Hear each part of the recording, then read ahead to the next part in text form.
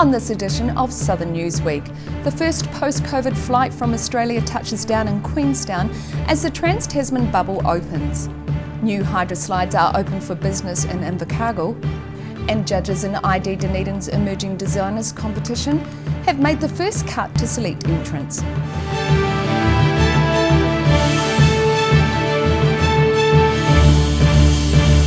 Kia ora, good evening, I'm Melissa Barton. The first Trans-Tasman bubble flight into Queenstown has arrived after more than a year of the border being closed due to COVID-19.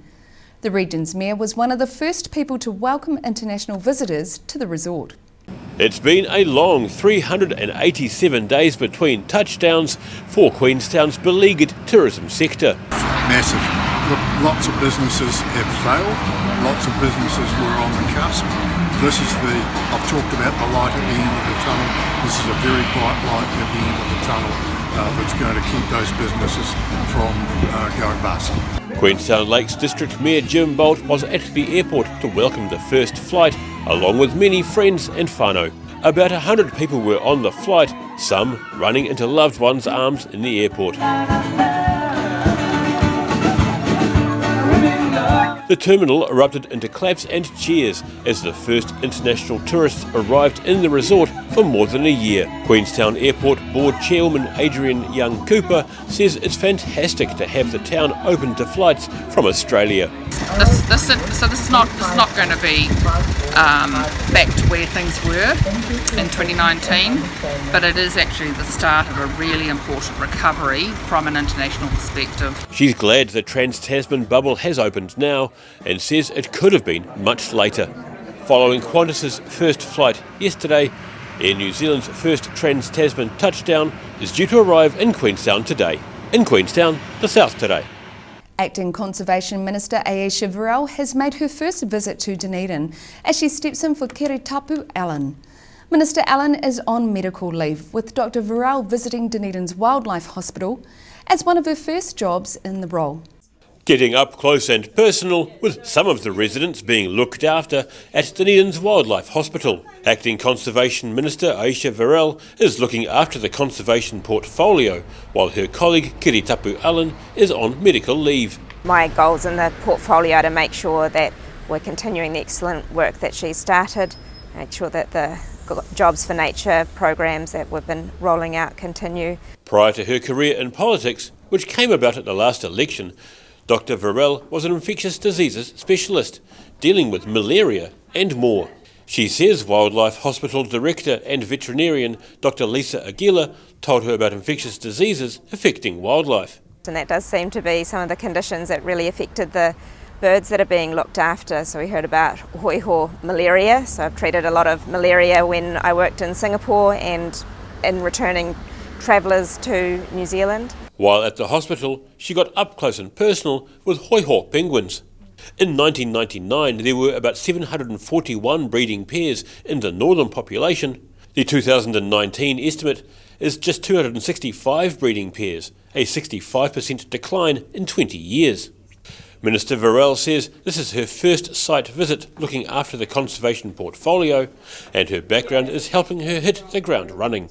I feel I have a foothold in the scientific aspects and some of the of conservation just by being, I guess, scientifically literate, but there's a lot more to the portfolio than that. The Department of Conservation says over the past 2 decades, the northern population of hoiho has declined more than 60%, while the southern population seems stable. And researchers agree there are a variety of factors impacting the population, including humans and climate change. In Dunedin, the South today. Invercargill's highly anticipated new hydroslides are now open to the public. The 3 brand new slides are replacing one which was built in the early 1990s and was beginning to show its age. Just in time for the school holidays, 3 new hydroslides are now officially open at Invercargill's Splash Palace. Aquatic Services Manager Stephen Cook says people of all ages are enjoying the new slides.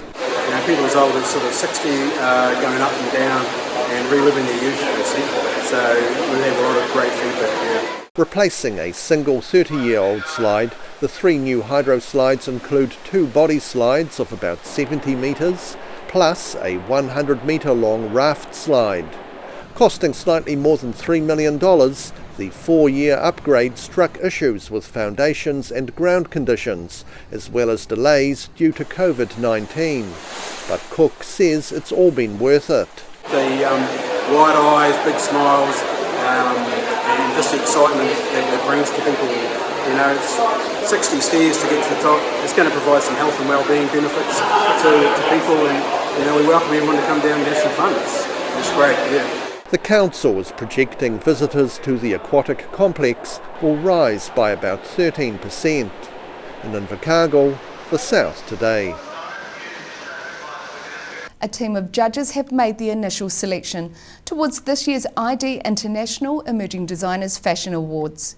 3 women, known as the godmothers of Dunedin fashion, spent the better part of a day looking through 150 entries from fledgling fashionistas across the globe. The first cut is the deepest. 40 finalists have been selected from 150 entries covering 20 countries around the world for this year's ID Dunedin Emerging Designers Fashion Awards. It seems that the digital skills of the entrants are way up, so the really polished submissions, fantastic photos. Everybody seems quite positive about their futures, which is fantastic. The international travel bubble with Australia may be open, but head judge Tanya Carlson says, like last year, contestants aren't travelling to New Zealand.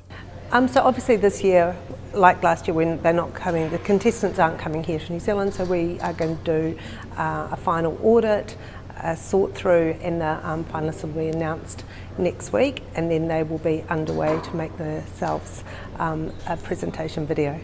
Carlson leads a team of highly qualified judges who spent the better part of a day poring through portfolios sent to Dunedin from across the globe. Chair of ID Margot Barton's next step is writing to the unsuccessful candidates. She says she always encourages them to try again next year and admits it's not part of the role she enjoys. All of the entrants are just brilliant, so I hate having to send the "I'm sorry you didn't get in" email, but I'm hoping that those people will apply again next year. Like last year, COVID-19 has affected the event and the industry as a whole. Tanya Carlson has noticed this year's entrants seem to have a brighter outlook. It's brought out incredible creativity and surprisingly, I think a real aura of kind of hope and a sense of fun and not anxiety, which is what I thought that we would see. There's lots of colour, volume, playfulness, and a lot of exploration around nostalgia. Organisers say finalists will be asked to submit a video which will be shown to the international judging panel. There are several awards on offer, with the winners due to be announced on Saturday 19th June at the movie premiere and runway show, set to feature designs from the 10 New Zealand finalists. In Dunedin, the South Today. Still to come on Southern Newsweek, we meet a Dunedin man who's going to run more than 500 kilometres for charity, and we try and keep up with a high-powered, no-octane rally car as it takes Dunedin's mayor for a spin. So see you after the break.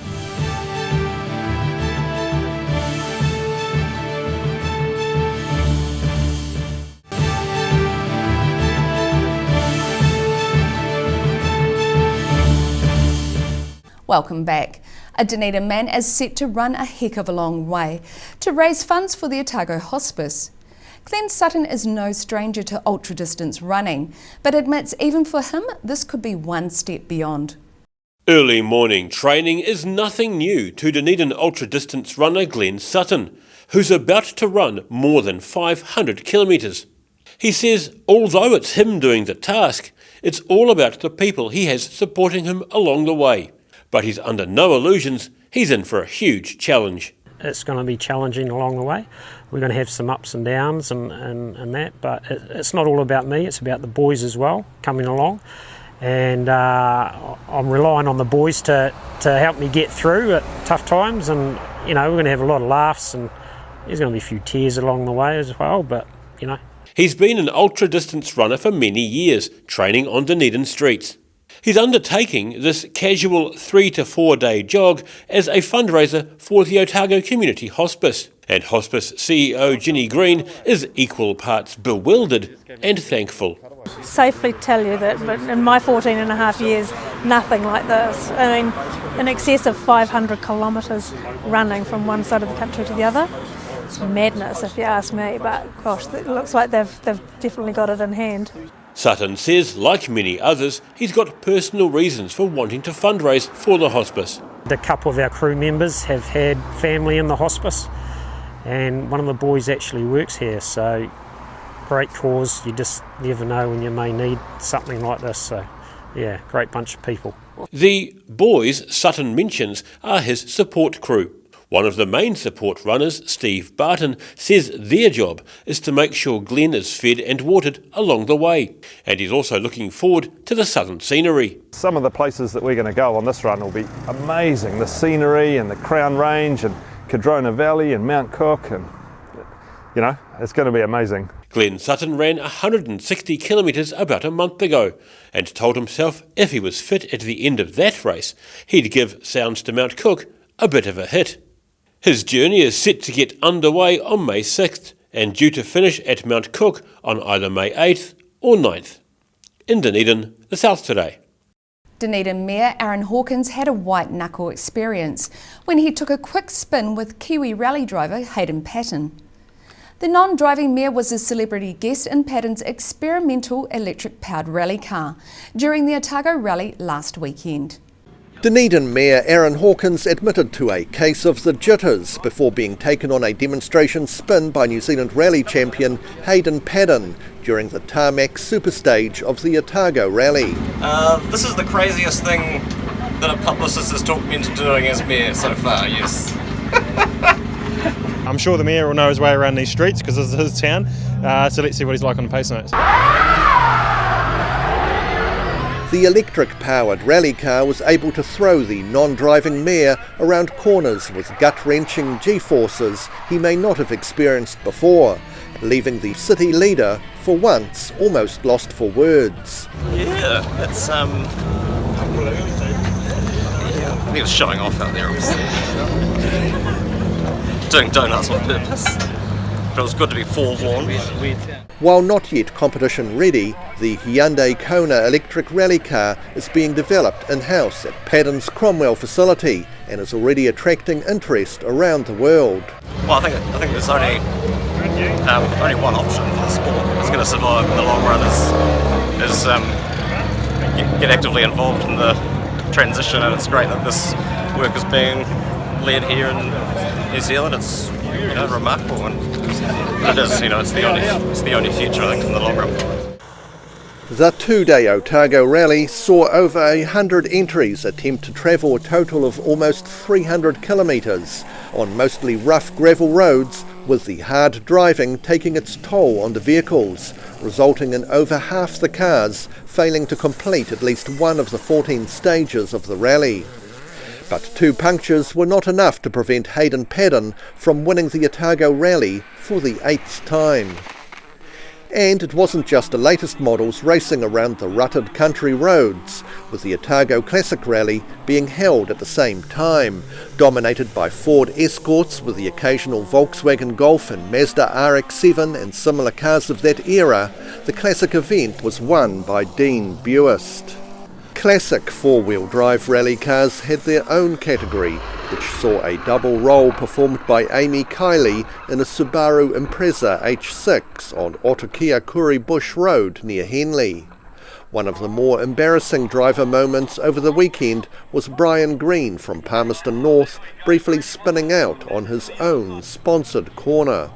In Otago, the South Today. More than 160 cyclists are riding some of the most scenic roads in the country in this year's Tour of New Zealand.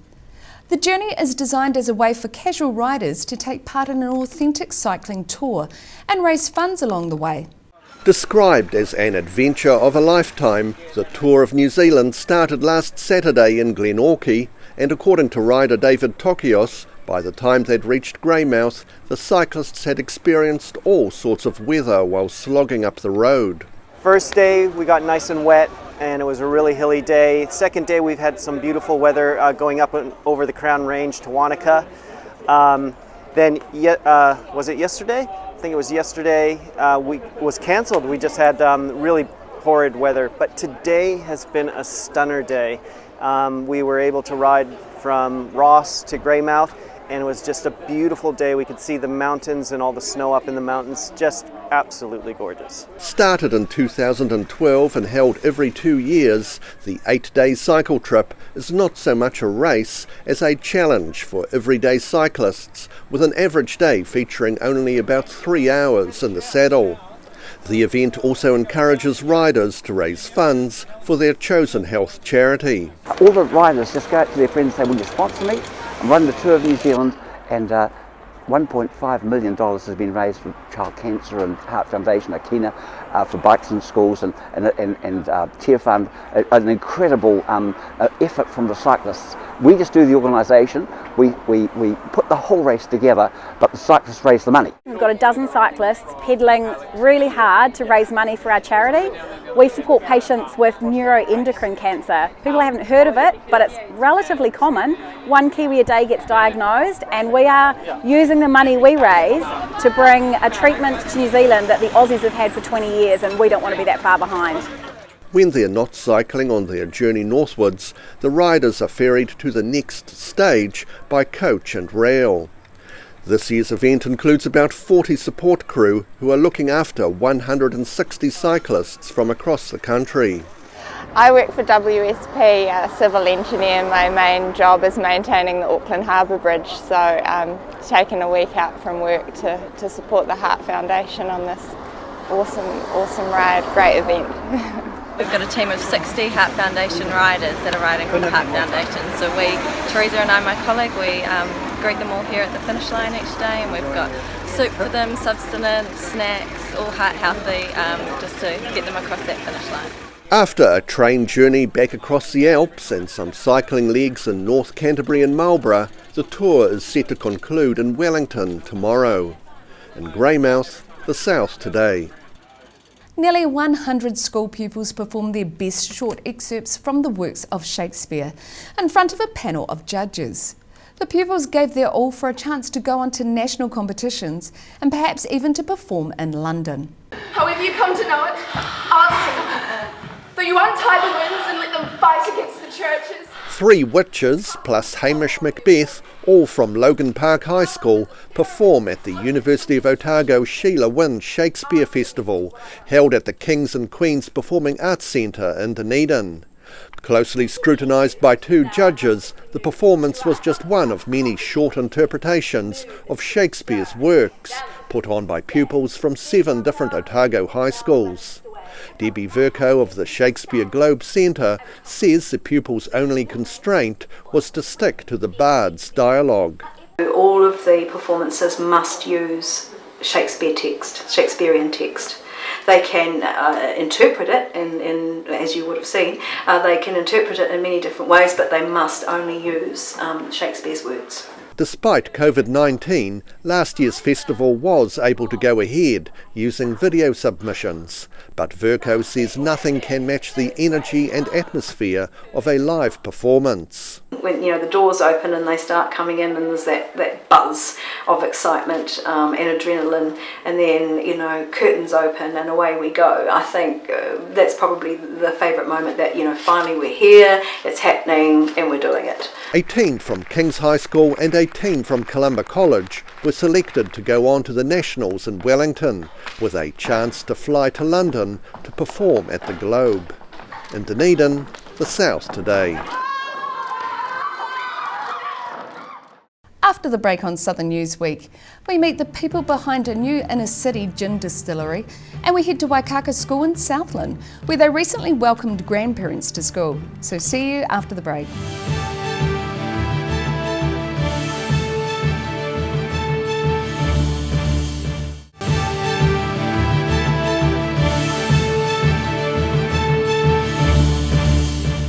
Thanks for staying with us. A Dunedin gin distillery is receiving international plaudits as it marks its first anniversary. Located at the Dog with Two Tails Cafe and Bar, the No. 8 distillery was first set up during the COVID-19 lockdown.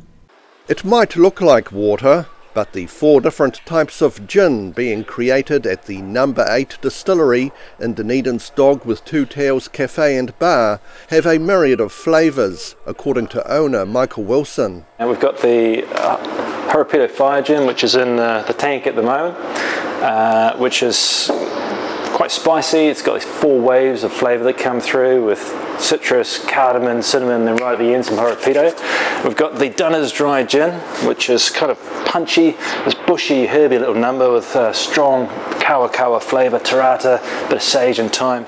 Wilson got into distilling during last year's lockdown, while he and Julien Delevoye were looking for something to do while the cafe and bar was closed. Wilson knew Delevoye had been a chef in Michelin star restaurants in France, but was unaware of his colleagues' other skills. It was actually during the first distillation, when we were making the gin, I thought I knew what I was doing, and then he seemed to be taking over all the time. I was going, he seems to know what he's up to a bit, and yeah, you'll need to be doing, oh yeah, no, he's done that now too. And turns out he's a 4th generation distiller from Normandy, so I didn't know that until I tasted it. I was like, oh, Julien, this is really good. The pair are now busy with sales of their gin through the bar and the internet, as well as a growing range of other outlets. We've got the Targa Farmers Market, there's also Menan's Liquorland, Henry's, there's 4 online places. And they're likely to get even busier, as they've recently won 2 silver medals and a bronze at the London Spirits competition. Wilson says the range of gins they've developed are intended to appeal to different palates and moods. Often a group will come in and they'll have a little fight about which gin's better because they are 3 very different gins and different people like different flavours. The pair are planning to move their distillery to a larger space where they can produce other alcoholic beverages such as rum. In Dunedin, the South Today. More than 70 events are included in this year's Wild Dunedin Festival. The event was started in 2016 by Dunedin residents with a passion for wildlife and wild places. It's set to include budget-priced tours of the Otago Peninsula and the Orokonui Eco Sanctuary. Members of the Wild Dunedin Festival hold up a life-size cutout of a southern royal albatross to show how wide its more than 3-metre wingspan really is. The team, which includes former natural history filmmaker Neil Haraway, are now busy promoting their week-long festival, which encourages the public, young and old, to learn more about the city's wildlife. Albatross really should be the official animal of Dunedin. This is the only place in the world where albatross nest on a mainland. So it's unique for people to be able to come here and go and see albatross. And one of the greater albatross with a wingspan over 3 metres. And it's a new colony. Lance Richdale protected the first chick to fly away, 1938, otherwise there'd be none. And they've grown slowly since with a lot of protection from dock rangers and other, like the Otago Peninsula Trust. So it is part of what makes Dunedin such a special wildlife city. While the festival does include special 30-minute express tours to see albatross chicks at Taiaroa Head, Haraway says other examples of interesting fauna in Dunedin can be quite small and hidden in leaf litter. One of my favourite animals around Dunedin is the Peripatus. The Peripatus, also known as the velvet worm, is a kind of a strange prehistoric invertebrate that catches its prey by squirting sticky fluid all over it. And that's found in some places around Dunedin under the leaf litter and logs. The festival will feature dozens of events across the city, including a special day at the Upper Botanic Garden. I think one of the standout events this year will be the rewilding in the Botanic Gardens. There's a range of events from a scavenger hunt for kids to Doc giving away trees to the City Council's tree planting guide. Information on trapping predators, which is important in preserving our native species and our both plants and animals. So I think that has the potential to be a really great event. The Wild Dunedin Festival kicks off on Thursday with buses from the Octagon to Orokonui and entry into the Eco Sanctuary, all for just $5 per person. In Dunedin, the South Today. It's often said it takes a village to raise a child. In rural Waikaka, they're inviting senior village members to school. The rural school near Gore opened its classrooms recently to grandparents and special friends to show visitors how education has changed since their school days. Remembering the days of the old schoolyard. Waikaka School pupils updating their grandparents and special friends on their technological knowledge last week. We live in a community here at Waikaka which is so rich with more mature people, grandparents and their friends, and so they're able to come into our school and see firsthand what the kids do. Acting Principal Christine Livingston says the annual Grandparents and Special Friends Day is an important event. It's building strength within connections with other humans, basically, isn't it? So often we're in the busy life these days and we don't live down the street from our aunties, uncles or our grandparents, and so by offering this as a special day, today we had 3 different bunches or groups, if you like, of family came from Oamaru, some from Wanaka, and so for those people listening, that's a 3-hour plus drive from Oamaru. They make a real commitment to come and see what their kids are doing here. As part of the day, pupils showed their loved ones how they learn using computers. Waikaka School pupils Erica and Quinn Briers say it was a fun day for a couple of reasons. Because we made stuff and we got to go on Prodigy on our Chromebooks. The schools held the event for a few years, with some families returning each year. Helen Bone attended as a special friend for children who don't have grandparents or for whose relatives weren't able to visit. She says this circle of life is interesting, and sometimes seniors like her can learn from the youngsters. Oh, I think it's important for the kids love it. They enjoy singing and showing their stuff and doing what they do at school, which is amazing, nothing like what we did. They can teach us lots. Many of the visitors spent the morning learning about Scratch, a free online program which allows children to create interactive stories and animations. Some of the other events included making aeroplanes and learning about Earth Day. In Waikaka, the South Today. And that wraps up this edition of Southern Newsweek. For the latest news from the Southern region, head online to odt.co.nz and follow Channel 39 on Facebook and YouTube. Ka kite anō.